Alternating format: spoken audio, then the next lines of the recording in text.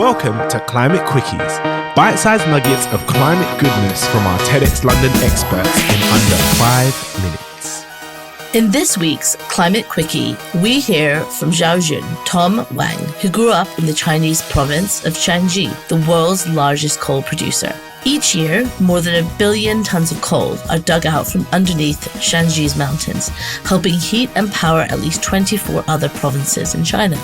Tom shares the devastating impacts of coal mining, accidents in coal mines, massive landslides, and damage to cultural sites, and calls for Beijing to ease the pressure on Shanxi's coal industry. Tom talks about how his home province needs support in breaking free from this coal addiction. He sees not only to transition to a clean economy, but also to protect its rich cultural heritage. Over to Tom to tell us more. Stay curious. Hello, this is Xiaojun Wang.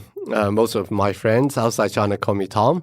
I am from China, from a tiny town called Liang in central China's Shanxi province. Our province is called Shanxi, which means west of the mountains. And we are known as the capital of coal for China. We are the world's largest coal producer. Every year we produce more than 1 billion tons of coal. This year for 2023, our task is to produce 1.4 billion tons of coal. And that is twice as much as the world's second largest coal producer, India, as a whole country, put out in 2022. So that's the massive size of our coal production. And we send a lot of our coal to other provinces, other cities in China to support their growth.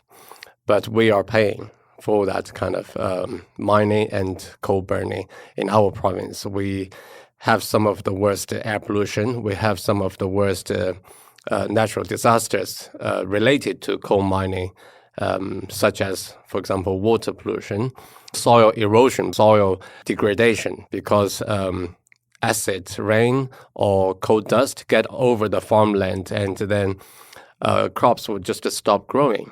And some of our fruit trees, for example, when in spring, they get into all these beautiful pink, white blossoms, but then they don't produce any fruit because coal dust will just stop all the pollination process. So that is what is going on in my province. I mean, it looks beautiful when you see all the fruit trees in full blossom. And then when you think about it, you realize, wow, this is a nightmare going on in the disguise of a beautiful scenery. I think China's position on climate has changed quite dramatically in the past 15 years or so. I remember back when we were working on climate change in 2008, 2009, right before Copenhagen, or even right before Paris, let's say. It was very difficult to get Chinese media, especially mainstream media, to cover climate stories, because at that time, climate change was still thought or seen as a way the developed world wanted to try to stop developing countries from growing. So we had a really hard time convincing journalists to talk about climate change. But then just a few weeks ago, so let's say this is about 15 years later, right? A few weeks ago, I was flying back from Shanghai to Manila and picked up a newspaper called 经济参考报, which is run by China's Xinhua News Agency. There are about 16 pages of this newspaper. On the cover story, there are already two stories about, on the cover page, there are already two stories about climate change. And then throughout the paper, on different pages, you see altogether about 6 or 7 stories on different sections. Some of the stories were about industry, some of the stories were about lifestyle, about consumption. But you realize, wow, all of a sudden, after 10 to 15 years, now climate change stories or energy stories are the mainstream stories. These journalists probably didn't even have a conversation among themselves, right? But somehow in that one edition, in that one day's newspaper, there were all these stories about climate change.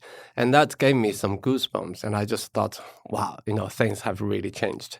And it is quite clear that nowadays, I think it is time that China started to realize its responsibility and started to take a more leadership role. And I think China is going in that direction. For example, in 2021, our President Xi Jinping made the commitment at the United Nations General Assembly that China would step up with its support for green low-carbon energy in developing countries. And that is a huge deal because before that commitment, China was the world's largest coal investor in other countries. And then after that, that was a big change of direction. So I do see there's more and more space for China to play a bigger role when it comes to climate leadership.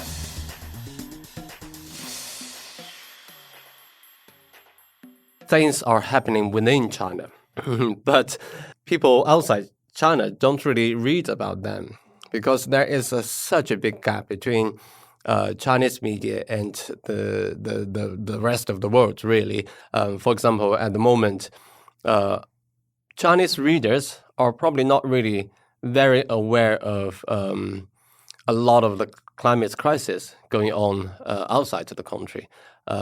So I do think there's a lot of room for us to keep pushing those stories into China, and at the same time to keep pushing the stories about how big a role Chinese renewable energy industry can play in developing countries, because that's where all the energy transition or energy shift is happening. And China, as the world's largest investor and technology developer and also producer of all this renewable energy equipment and industry, can play a huge role in these countries to support their energy transition so that they can move away from fossil fuel as fast as possible.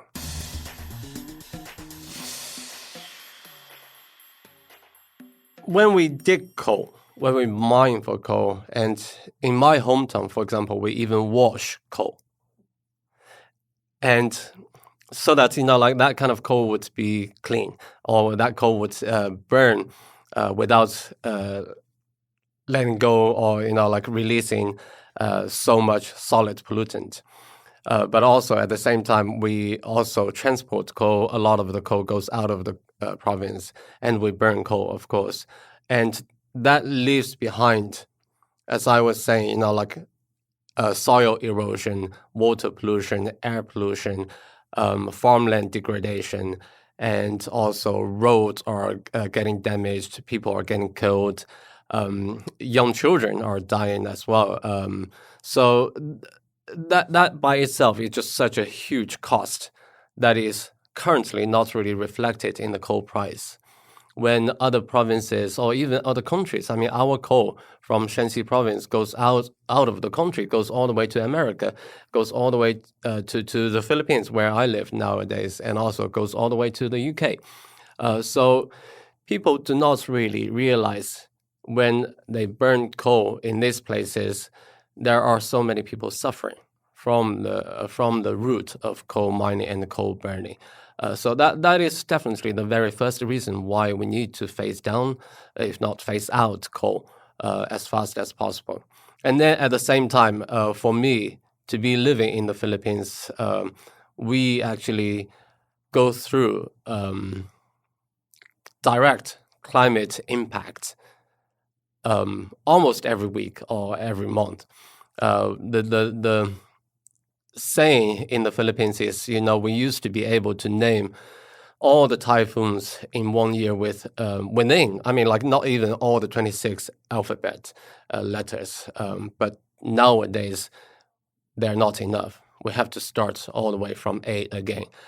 So yeah, when I have conversations with Filipino young people, I say, do you understand about climate change? Do you know about climate impacts? Everybody says yes, of course, because we live through that every day. And then when I say, have you ever seen coal? They say no. because in the Philippines, we don't really produce a lot of coal, right? Most of the coal or oil is actually imported from other countries. So when it comes to climate crisis or how urgent that is, that's another reason why China or my province needs to move away, if not stop, coal mining and coal burning as soon as possible, so that other countries can also feel a little bit safer.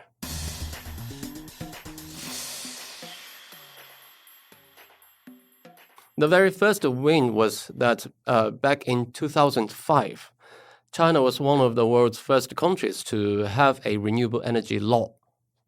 So we produced a law actually to encourage the growth of renewable energy. That was already, like 22 years ago. And now China is already the world's largest investor, developer, and also manufacturer of renewable energy equipment, technology, and everything. And just very recently, I took some of my NGO friends from different countries to visit China. We went to a province called Jiangsu, very near Shanghai, and visited all these solar companies and wind turbine manufacturers, and talked to some other new technology companies who think they can actually capture carbon and then turn that carbon into fertilizer. So what they call is from carbon to food. And I thought that was so interesting. And there are all this kind of research and development going on in China towards that direction.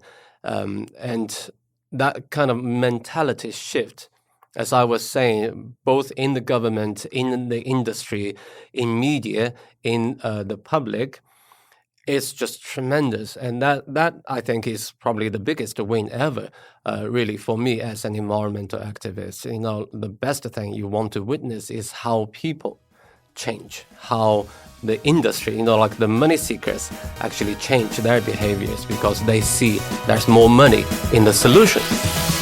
Thanks for listening to this quickie. This episode was created by our superstar podcast team at TEDxLondon. Until next time, stay curious.